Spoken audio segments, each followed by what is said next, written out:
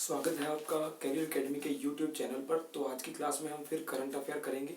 आपको पता है केवीएस और सीएचएसएल के एग्जाम है, तो उसके लिए मैं आपको कुछ इंपॉर्टेंट करंट अफेयर के क्वेश्चन कराने का प्रयास करूंगा। तो सबसे पहले आता है राजीव गांधी खेल रत्न पुरस्कार। तो भारत का सबसे बड़ा आपको पता है स्पोर्ट्स अवार्ड आता है राजीव गांधी खेल रत्न। तो इस बार जो है 4 खिलाड़ियों को मिला है। जैसे पीवी सिंधु बैडमिंटन के लिए मिला है, जिन्होंने ओलंपिक में सिल्वर मेडल जीता था। सेकंड आता है दीपा कर्माकर। तो दीपा कर्माकर जो है एथलेटिक्स में आती हैं, सॉरी जिम्नास्टिक में आती हैं। तो बेस्ट खिलाड़ी रही थी जिम्नास्टिक में, बट मेडल नहीं मिला इन्हें। फिर आता है साक्षी मलिक, जो है कुश्ती में आती हैं साक्षी मलिक, इनको ब्रॉन्ज मेडल मिला था ओलंपिक में। और फोर्थ आते हैं जीतू राय, ये शूटिंग में आते हैं, निशानेबाजी में। तो चारों लोगों को राजीव गांधी खेल रत्न अवार्ड मिला है इस बार। नेक्स्ट क्वेश्चन आता है जी अर्जुन पुरस्कार। तो अर्जुन पुरस्कार जो है 2016 में मिला है।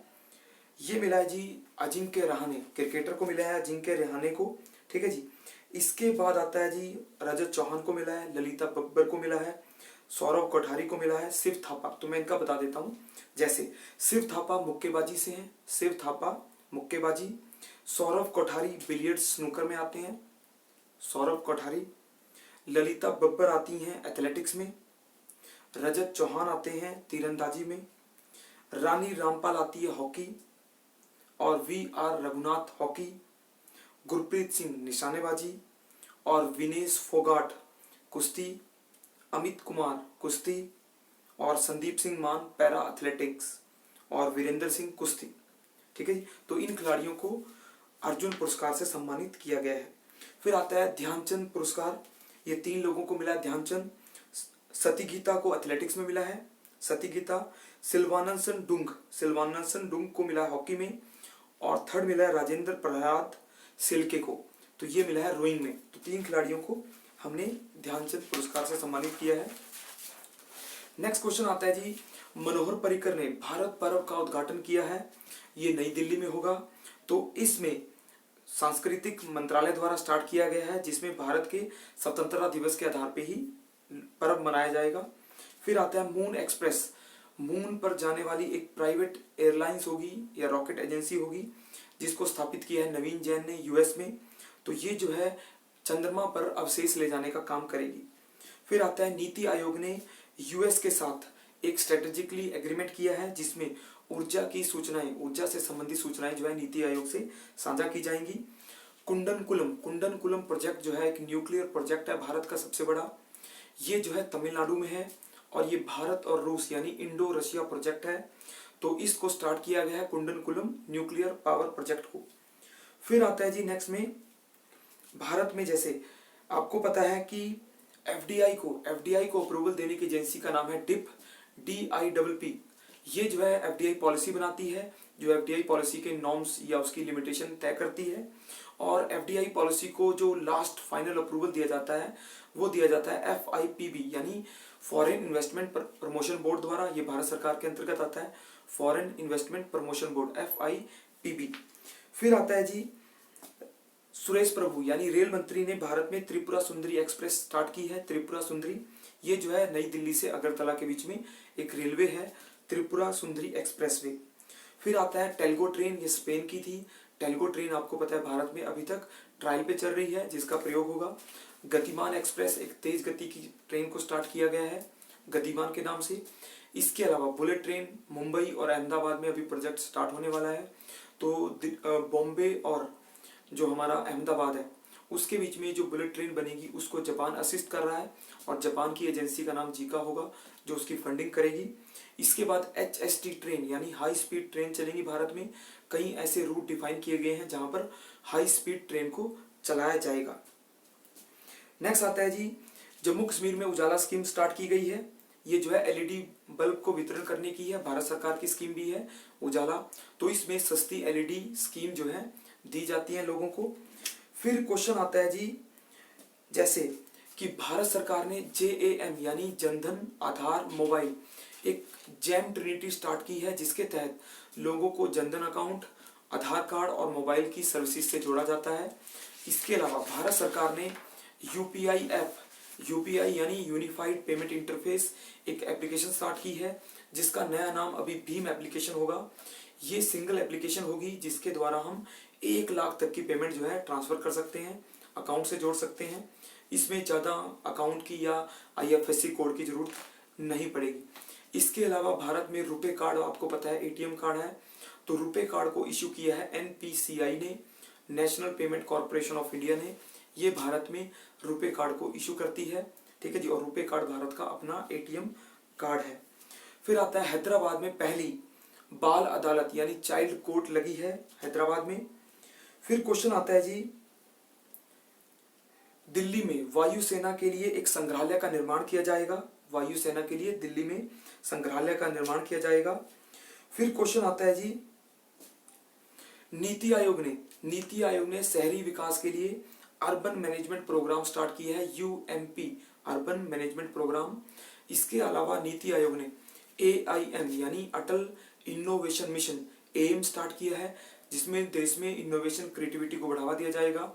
इसके अलावा सेतु स्कीम SETU यानी self employment talent utilisation scheme को लॉन्च किया है नीति आयोग ने। इसके बाद आपको पता है मेक इन इंडिया स्कीम को लॉन्च किया है। मेक इन इंडिया को मिनिस्ट्री ऑफ कॉमर्स इंडस्ट्री ने, जिसका डिपार्टमेंट आता है DIPP यानी department of industrial policy and promotion.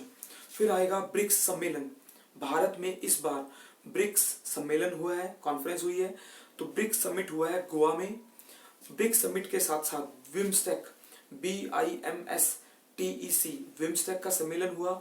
दोनों सम्मेलन जो है ये गोवा में हुए थे। तो ब्रिक्स का मतलब है Brazil, Russia, India, China, south Africa, ठीक है जी। तो ब्रिक्स सम्मेलन हुआ। विम्सटेक का आता है bay of Bengal initiative for multi sectoral technical economic cooperation. तो विम्सटेक जो है इसका हेडक्वार्टर ढाका में आता है और ये भारत, बांग्लादेश, म्यांमार आदि देशों का एक संगठन है, जबकि ब्रिक्स भारत, चीन, ब्राजील, रशिया जैसे देशों का एक संगठन है। इसके बाद क्वेश्चन आएगा COP21 COP21 हुई थी पेरिस में। तो COP21 में आपको पता है पेरिस पैक्ट हुआ है, पेरिस समझौता, जो दुनिया में क्लाइमेट चेंज को रोकने के लिए हुआ है। तो भारत इसका सिग्नेटरी कंट्री यानी भारत ने इसके ऊपर सिग्नेचर कर दिए हैं, भारत इसका मेंबर कंट्री हो गया है, ठीक है जी। क्वेश्चन आएगा कि पेरिस पैक्ट कहाँ हुआ है, तो पेरिस पैक्ट पेरिस में हुआ, कॉप सम्मेलन में। फिर क्वेश्चन आएगा COP22 जो है मरक्कस में हुई है, मोरक्को में, ये दूसरा समिट है COP22 का। इसके बाद क्वेश्चन आएगा G20 कॉन्फ्रेंस हुई है चाइना में। तो भारत में से नरेंद्र मोदी जी प्रधानमंत्री के रूप में वहां सम्मिलित हुए थे। इसके बाद क्वेश्चन आएंगे आसियान समिट जो है ये हुआ था वियतनाम में, ठीक है जी। तो ये ब्रिक्स का, आसियान का या G20 का नॉर्मली क्वेश्चन आ जाता है, ठीक है जी। इसके बाद आता है क्वेश्चन कि AQI यानी एयर क्वालिटी इंडेक्स, ये भारत में एयर क्वालिटी को मेजर करने के लिए एक इंडेक्स है जिसका नाम है एयर क्वालिटी इंडेक्स। तो ये इसमें सबसे ज्यादा पोल्यूटेड शहर जो आया है वो आया है नई दिल्ली। नई दिल्ली में पोल्यूशन जो है PM यानी पार्टिकुलेट मैटर्स जो है ज्यादा मिलते हैं, तो दिल्ली में पोल्यूशन जो है ज्यादा है। फिर क्वेश्चन आते हैं आपको, फिर आता है जी, चीन ने क्वांटम सैटेलाइट लॉन्च किया है। चीन एक ऐसा देश है जिसने पहली बार क्वांटम सैटेलाइट लॉन्च किया है। इसके अलावा USA की नासा एजेंसी ने जूनो मिशन जो जुपिटर के लिए था, पहली बार वो जुपिटर की कक्षा में पहुंचा है और जूनो की उसने काफी पिक्चर ली है। तो Juno, Jupiter, quantum satellite China आएगा, ठीक है जी। इसके बाद क्वेश्चन आएंगे आपको चीन ने सिंथेटिक अपर्चर उपग्रह लॉन्च किया है। इसके अलावा ब्राजील में डिल्मा रोसफ जो प्रेसिडेंट थी उनको इम्पीच यानी महाभियोग लगाया जा रहा है उनके ऊपर। डिल्मा रोसफ प्रेसिडेंट ऑफ ब्राजील के ऊपर महाभियोग। फिर क्वेश्चन आएगा, भारत ने इस साल यानी 2016 में एक IRNSS यानी एक अपना GPS सिस्टम बनाने का प्रयास किया है, जिसका नाम है IRNSS यानी Indian regional navigational satellite system. ये जो है 7 सैटेलाइट का एक सिस्टम है जिसके तहत भारत जो है GPS यानी ग्लोबल पोजीशनिंग सिस्टम जैसा एक अपना डोमेस्टिक सिस्टम बनाएगा, जिसमें नेविगेशन, ट्रैफिक या किसी प्रकार की नेविगेशनल एक्टिविटी जो है इजी हो जाएंगी, अपना सिस्टम है, ठीक है जी। क्वेश्चन आएगा, इसरो भारत की स्पेस एजेंसी है, ISRO एंट्रिक्स, एंट्रिक्स जो है इसरो की कमर्शियल एजेंसी है जो सैटेलाइट को लॉन्च कराती है। इस साल हमने GSAT सैटेलाइट लॉन्च किया, ठीक है जी। ये हमने कोरू से लॉन्च किया है, कोरू फ्रेंच गुयाना से आता है। वैसे नॉर्मली हम अपने सैटेलाइट जो है श्रीहरिकोटा आंध्र प्रदेश से लॉन्च करते हैं, वहां पर हमारा सतीश धवन स्पेस सेंटर है, ठीक है जी। इसके अलावा दुनिया की पहली ड्राइवरलेस टैक्सी जो है सिंगापुर में स्टार्ट हुई है। फिर क्वेश्चन आएगा, भारत ने अग्नि 5 का टेस्ट किया है, अग्नि 5। इसके अलावा निर्भय मिसाइल, भारत ने ब्रह्मोस के बाद एक दूसरी क्रूज मिसाइल जिसका नाम है निर्भय, उसको टेस्ट किया है। इसकी रेंज अधिकतम 1000 किलोमीटर तक हो सकती है। और भारत आमतौर पे मिसाइलें जो टेस्ट करता है, मिसाइलें टेस्ट होती है हमारी चांदीपुर उड़ीसा से। चांदीपुर उड़ीसा में हमारा व्हीलर आइलैंड के ऊपर APJ अब्दुल कलाम आइलैंड है, जहां से हम अपनी मिसाइलें टेस्ट करते हैं, ठीक है जी।